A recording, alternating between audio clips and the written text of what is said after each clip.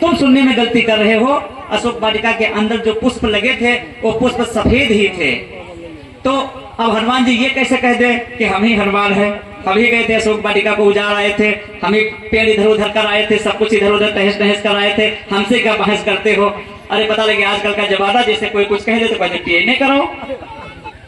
अब हनुमान जी वो भी बात नहीं कह सकते हैं।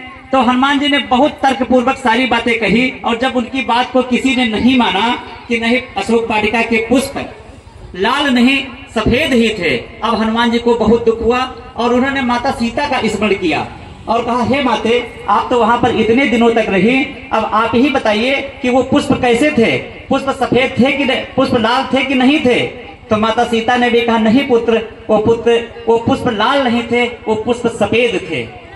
जब इतनी बात हुई तो हनुमान जी बहुत दुखी हुए। उन्होंने कहा कि अब मेरा इस जीवन में रहने का कोई अधिकार नहीं है।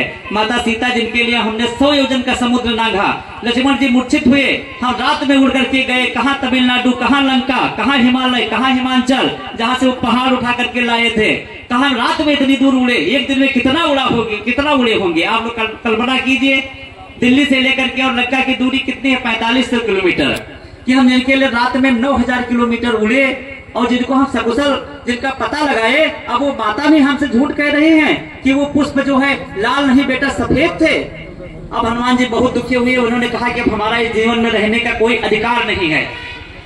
इस दुख की घड़ी में माता अंजना उनके स्वप्न में आई, कहा, बेटा तुम दुखी नहीं हो, बात तुम्हारी भी सही है कि पुष्प लाल थे, बात सीता जी की भी सही है कि पुष्प सफेद थे।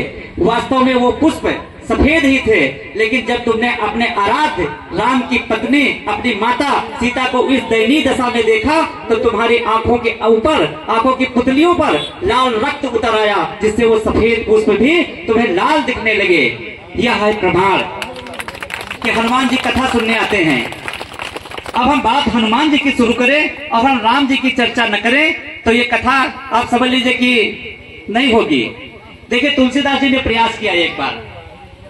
तुलसीदास जी चित्रकूट में, जो पढ़े लिखे बच्चे हैं वो आगे आ जाएं, पूरा ध्यान पूर्वक कथा सुने। अभी तो अध्यात्म चल रहा है, ये आप लोगों के लिए भी चलेगा कथा में। तो जब कथा चल रही थी तो तुलसीदास जी ने जब रामचरितमानस लिखने का प्रयास किया, रामचरितमानस लिखने लगे।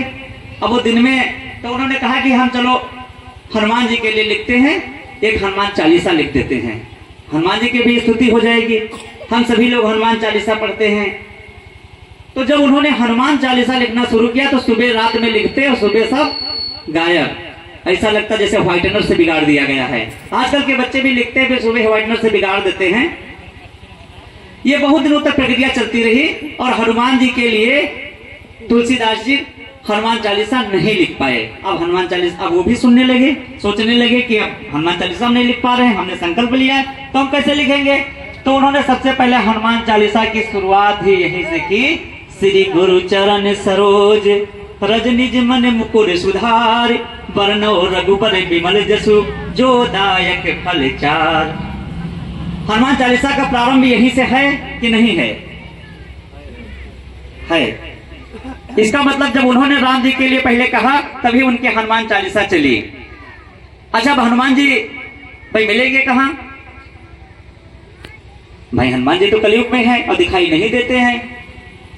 अब कैसे दिखाई देंगे? सब लोग सोचते हैं कि हनुमान जी मिल जाए तो हनुमान जी से ये कहते हैं, हनुमान जी से वो कहते हैं। हम भी कहते हैं कि हमारे ऊपर हनुमान जी की बड़ी कृपा है, हम आज भी जो कुछ भी है हनुमान जी की कृपा से है।